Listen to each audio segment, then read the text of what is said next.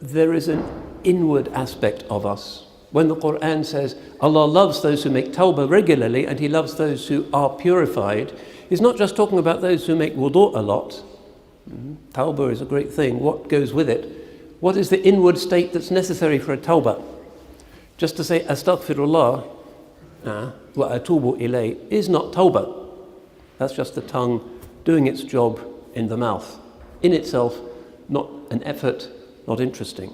The tawbah is from the heart. It's when we sincerely recognize that we have violated the moral law, and when weeping and stooping we come to the Lord of glory and vow, as a sign of the sincerity of that tawbah, that we won't go back to doing what we did that was so destructive to others and probably to ourselves as well. So it's a kind of inward thing, and it's a form of tahara. So let's look at one of the great ethical theorists of Islam, where he looks at this idea of tahara. What is it? He says there's 4 degrees. This is Imam Abu Hamid al-Ghazali, rahmatullahi alayh, one of the great ethical writers in our tradition. He says there's 4 degrees of this tahara. Firstly, tathir, at-tathiru min al-ahdathi wal-akhbath. These are fiqh terms. Ahdath means events that happen to you, bodily events that mean that you break your wudu. So being purified from that. Akhbath means things, substances that are impure, napak in some of our languages, that are upon your body or your clothes that can invalidate the prayer and some other things that you do. So that's the first degree, that tahara. But he says there's a second degree. Tathirul jawarih min al-jara'imi wal-atham. To purify your limbs and your senses from crimes and sins. So we know instinctively that there is an impurity that comes when we do something wrong. And Imam Ali karramallahu wajhahu says, when you sin, there's a black spot that comes on the heart. It's a kind of dirt that comes within, and we intuit that. When we do something really bad, we feel somehow polluted. It's part of human psychology. It's called the Macbeth effect by secular psychologists. Remember, out foul spot with Lady Macbeth as the hand is scrubbed, but the blackness from the murder can't go away. And we want to wash very often when we have been subject to violations or when we have done something wicked. It's part of the human self. And the rituals of wudu are part of that good psychology. It helps us to feel that we have got rid of some of those sins and that we are more suited to face Rabb al-Izzah, the Lord of Glory. So purifying the limbs, including the eyes, not looking at impure things, things we shouldn't look at, not tasting things that are haram, not listening to haram talk, not doing things with the hands and the feet and so forth that are not accepted in the sunnah. That also is a kind of purity. We can purify our physical form without using water. And then the Imam moves on to the third degree. And he says, تطهير القلب عن الأخلاق المذمومة. Purifying the heart from ugly traits of character. If I have jealousy in my heart, or a tendency to tell lies, or a tendency to be greedy, or we have so many tendencies, we all know where our weakness lies, to purify the heart of those things. In other words, that black spot can be washed away, and the bad qualities that come about when that dirt accumulates can be reformed. People with bad akhlaq can become people of good akhlaq through some kind of inner purification. And the basis of this is dhikrullah, reading Quran, regular in your prayers, remembering the formulas of dhikr, saying astaghfirullah, la hawla wa la quwwata illa billah, hasbunallah wa ni'mal wakeel. All of these phrases that naturally spring to the tongue of the believer, all of this has an effect, as it were. It's kind of spiritual laundry. Cleans up all of that grime and the dirt and those stains within, and we really need that. This also is one of the meanings for the Imam of Tahara. And the fourth degree, which in our age, with our weakness and our hearts full of confusion and darkness, we can hardly imagine, he calls At-tathiru sirri amma siwa Allah. Subhanallah. purifying the innermost nature of your consciousness from anything that is other than Allah. In other words, never forgetting Him. Wherever you look, whatever you do, you're remembering Allah subhanahu wa ta'ala, because you know that His ma'iyah, His witness, is constant. Ma'akum aynama kuntum. He is always with you. He is with you. Are you always with Him? You are, but do you know it? Do you remember His name, Ar-Raqib, the watching? Sometimes we do, sometimes we don't. But this highest degree of purity, and subhanAllah, what a beautiful person that would create, is the person who is constantly in the state of remembering Allah and seeing everything that happens in the world as what Allah is doing at that time. And the Imam says this is the degree of the Anbiya and the Siddiqeen, the prophets and the highest ones of the people of Sidq. So that's a fairly clear way of expressing what we kind of understand from this idea of tahara and tahur. But which is the one that this hadith in Imam Muslim is inviting us to consider, that is half of Iman? Sounds like a big thing. Well, the commentators point out that Imam Muslim puts this whole hadith in the book of wudu, Kitab al-Wudu.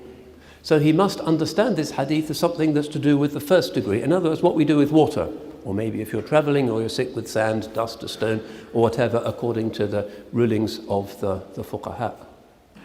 It's to do with just washing, getting ready for prayer. So this must be something important. And it is something important. When you think about it, it is the foundation of everything else that we do.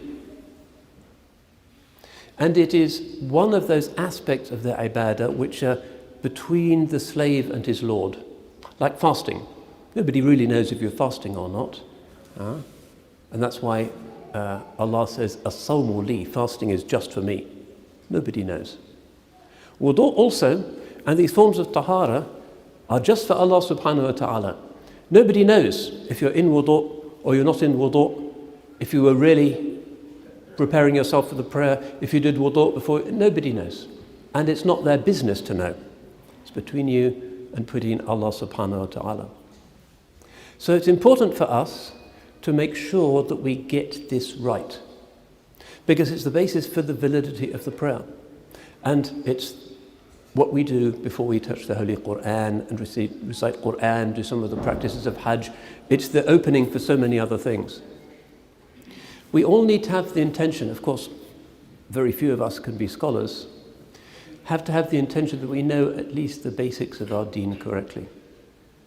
What a sorrow it would cause if we'd never really learnt how to do wudu from our Quran teacher when we were little, and we went through our whole lives, because nobody's really checking, missing out something that is a rukn, an obligation, or doing 3 of one thing but nothing of another, and the wudu is technically invalid. We need to be sure of these things. There's a story that I love that's narrated of Imam al-Hasan bin Ali radiallahu an, of course one of the great ones of the Ahlul Bayt, the grandson of the Holy Prophet sallallahu alayhi wasallam. He was outside a mosque once and he saw a man, maybe somebody who's new in Islam, who knows, doing his wudu. And he saw the man was doing his wudu incorrectly. So incorrectly that it was invalid. Now in Islam we're not really supposed to be annoying people by inspecting them and watching them while they pray and watching this, because we should be watching ourselves. Our own faults are certain.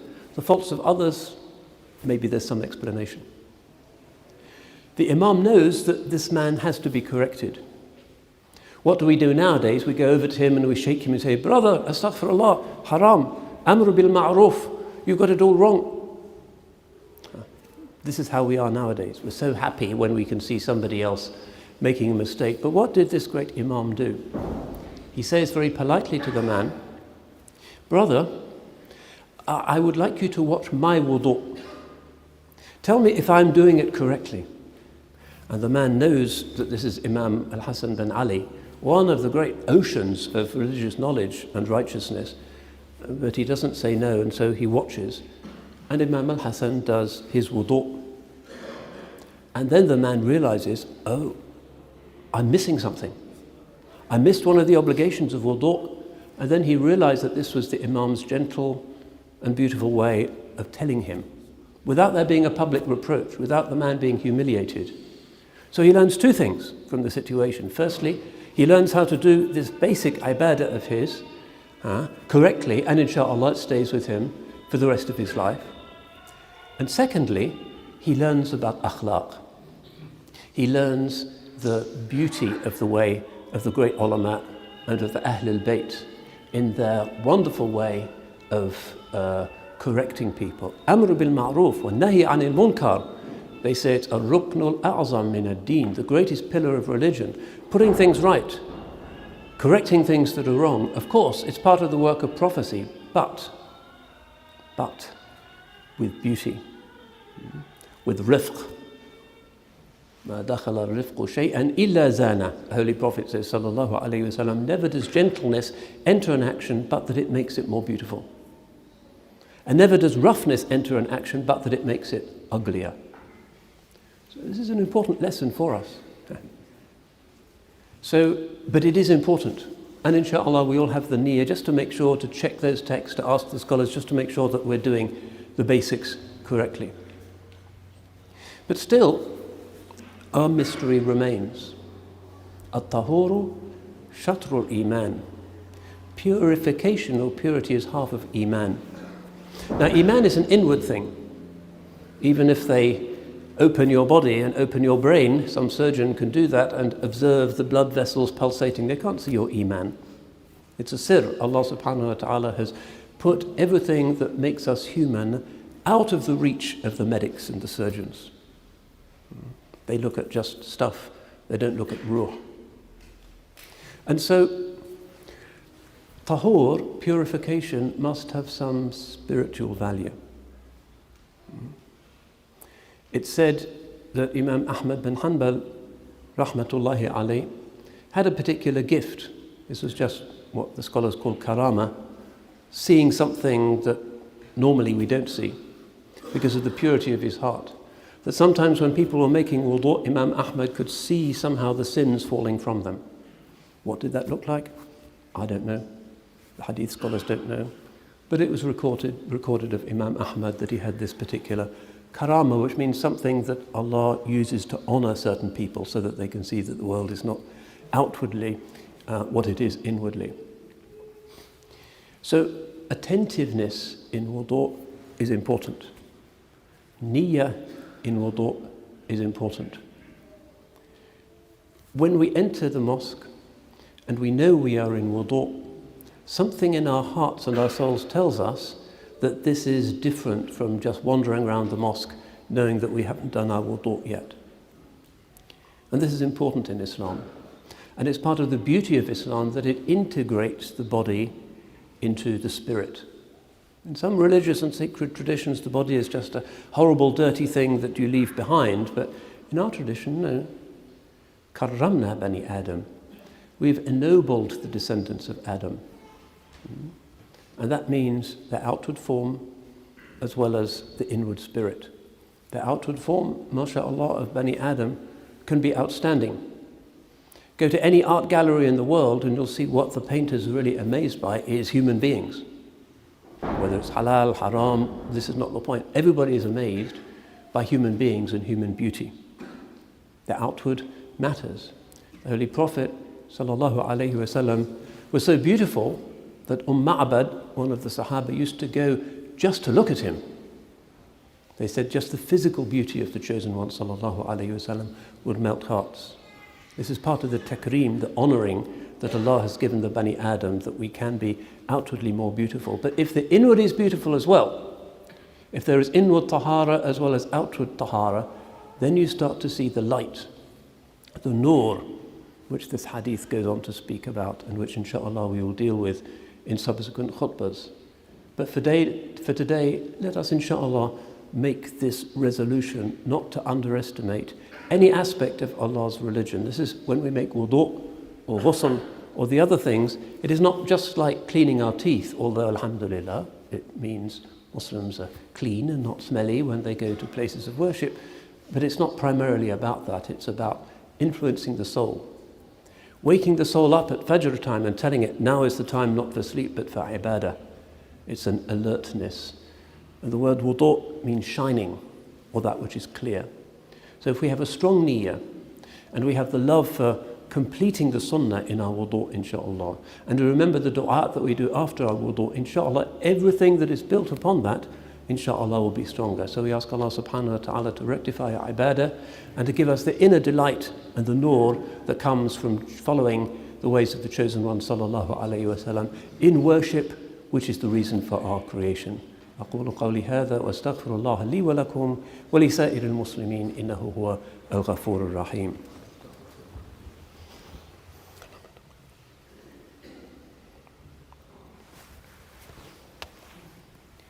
الحمد لله رب العالمين ولي المتقين نكال الظالمين أشهد أن لا إله إلا الله الملك الحق المبين محمد رسول الله صادق الوعد الأمين أوصيكم ونفسي بتقوى الله فإنه خير الزاد وإياكم ومحدثات الأمور فكل محدثة بدعة وكل بدعة ضلالة وكل ضلالة في النار.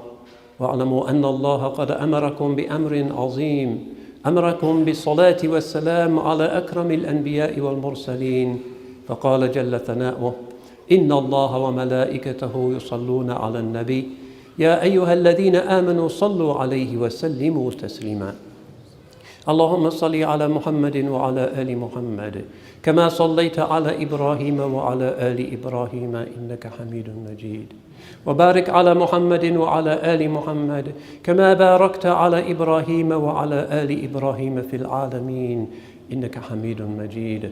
اللهم إنا نسألك رضاك والجنة ونعوذ بك من سخطك والنار.